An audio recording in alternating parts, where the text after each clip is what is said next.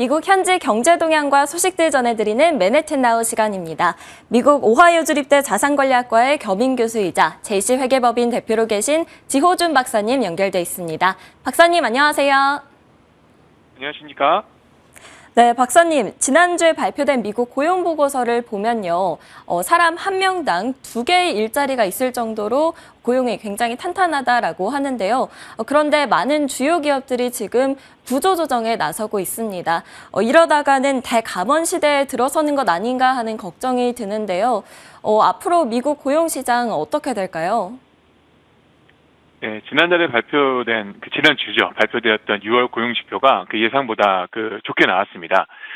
시장에서 당초 예상했던 26만 명을 훨씬 상회하는 37만 2천 개 정도로 신규 일자리가 창출이 되었다라고 보고되었고, 또 6월 실업률도 3.6%로 지난 3월 이후 4개월 연속 비슷한 수치를 이제 유지하고 있었습니다.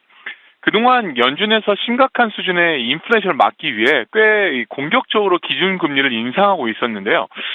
고용이 예상보다 이제 호조세를 보여주면서 실업률도 또 마찬가지로 실업률도 그리 나쁘지 않은 상황이 계속된다고 하면은 아마 연준의 이런 긴축 기조가 당분간은 계속될 것이다라고 예상이 됩니다. 그렇기 때문에 이제 7월 중에 75bp 또는 100bp의 어떤 자이언트 스텝의 금리 인상의 가능성도 점점 더 높아지고 있는 그런 상황 같고요. 한 가지 특이한 점은 이번 신규 채용이 여름방학을 맞이하면서 단기적으로 고용시장에 유입된 참가하고 있는 청소년들과 대학생들이 상당 부분을 차지하고 있다는 점입니다. 이를 인지하고 있는 정부에서도 이번 6월 고용지표만을 기준으로 섣부르게 자이언트 스텝을 단행하기는 쉽지 않을 수도 있겠는데요. 하지만 또 다른 편에서는 이제 긍정적인 고용지표와는 다르게 말씀하신 것처럼 최근 들어서 서비스 업종과 또는 관리직 중심으로 구조조정 소식들이 종종 적지 않게 나오고 있습니다.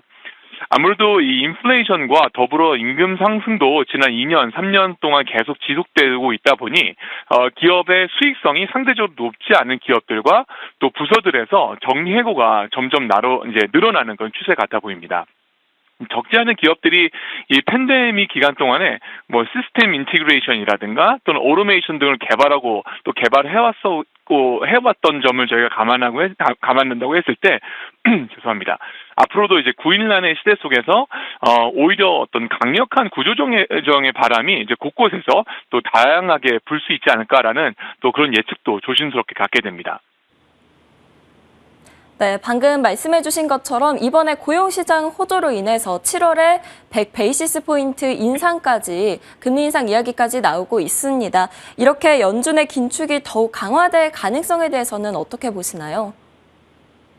네, 말씀드린 것처럼 이제 6월 고용지표가 당초 예상보다 양호하게 준수하게 나오면서 7월 말에 예정되어 있는 FOMC 미팅에 더욱 큰 관심들이 이제 쏠리게 되었습니다. 이번 FOMC 미팅 회의에서 가장 중요한 이슈는 역시 7월에 연준에서 자이언트 스텝을 단행할 것인가인데요. 이미 올해만 해도 세 차례에 걸쳐서 75bp 이상의 빅 스텝들이 있었었고, 또 시장 전문가들이 7월 중에 최소한 50bp 또는 그 이상의 베이시스 포인트의 인상을 예상하고 있었기 때문에 어떤 충격은 좀 덜하지 않을까라고 생각을 해봅니다. 그럼에도 불구하고 연준에서 75bp 이상의 자이언트 스텝을 이번에 추진한다고 하면은 주식시장에 미칠 부정적인 영향은 불가피할 것이다라고 예상을 합니다. 비록 지표에서 여전히 미국은 now hiring, 구인 중으로 나오지만 구인과 구직인 간의 어떤 불균형이 이제 이런 장기화를 소화시킬 수 있을 만큼의 어떤 고용시장과 미국 경제의 여력이 충분하지는 않은 상황입니다. 특히 미국 경제의 중추 역할을 하고 있는 중소기업들의 경우에는 인력난으로 인해서 이 기업의 존폐 위기를 고민해야 하는 상황들도 적지 않게 있고요.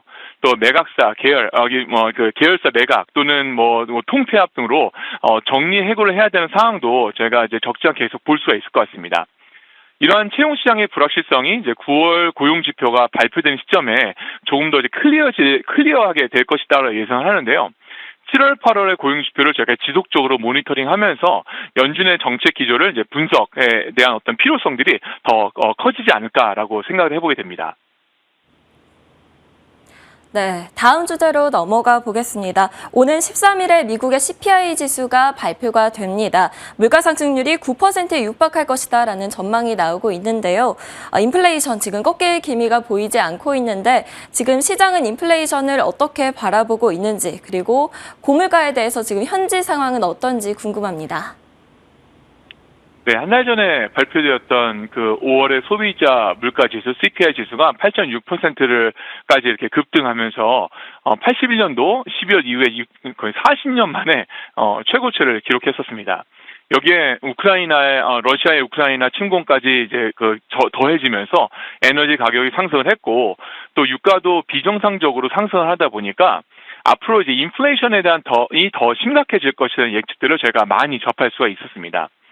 아마도 이제 며칠 후에 발표될 6월 소비자 물가 지수 CPI 지수가 또 한 번 더 새로운 기록을 갱신할 것은 분명할 것 같아 보이는데요.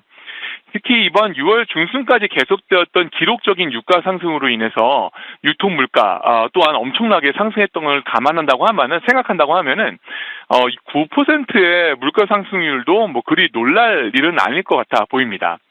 하지만 전달과 비교해서 조금 다른 것은 6월 중순 또는 셋째 주부터 시작되었던 유가 하락을 제가 좀 유심히 지켜볼 수 있을 것 같은데요. 이번에 유가 하락이 경기 침체에 대한 어떤 일종의 선지표 역할을 할 수도 있겠지만 동시에 인플레이션으로 큰 어려움을 겪고 있는 미국 소비자들 입장에서는 단기적으로 긍정적인 요인이 될 수 있을 것 같아 보입니다. 본격적인 여행 시즌이 들어서면서 육로 이동이 잦아진 그런 상황에서 유가 하락과 또 유가 안정화가 소비 심리에는 뭐 긍정적으로 작용할 수 있지 않을까라는 그런 논리인데요.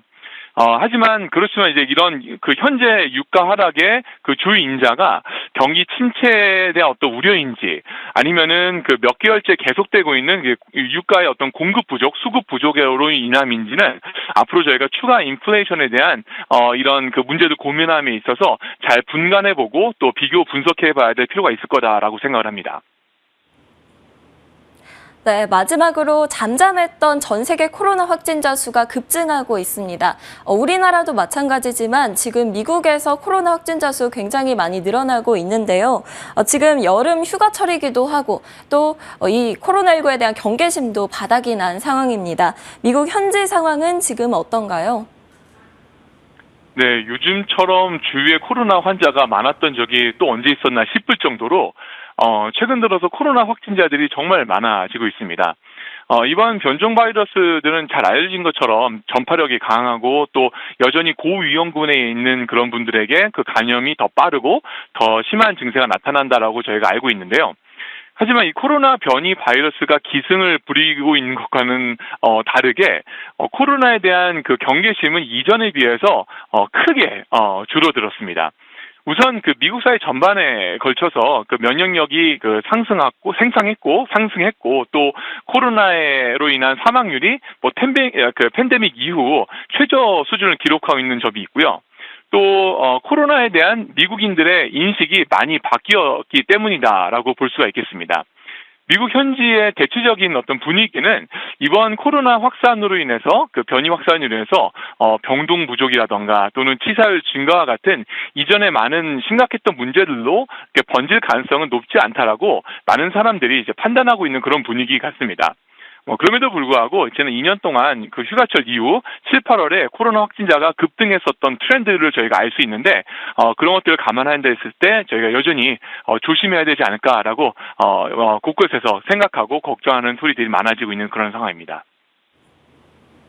네, 지금까지 오하이오 주립대학교 자산관리학과의 겸임 교수이자 JC회계법인 대표로 계신 지호준 박사님 연결해 이야기 나눠봤습니다. 박사님 감사합니다.